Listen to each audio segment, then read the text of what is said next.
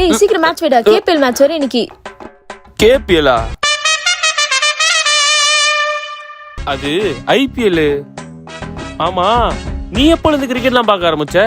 நான்லாம் ஹார்திக் பாண்டியா ஃபேன். ஹார்திக் பாண்டியாவா? ஆமா, இன்னைக்கு இந்தியாக்கும் யாருக்கும் மேட்ச்? இந்தியாக்குமா? மக்கு சிஎஸ்கேக்கும் ஆர்சிபிக்கும் மேட்ச் இன்னைக்கு. ஆர்சிபி? ஆமா, அதுல முகமது கோலி தானே கேப்டன். முகமது கோலியா? அவர் விராட் கோலி. சரி, இந்த ட்ரெஸ் போட்டிருக்கியே, இது என்ன டீம் மேட்ச் தெரியுமா? சென்னைடா, எம்எஸ் மோடிடா கேப்டன். மோடியா?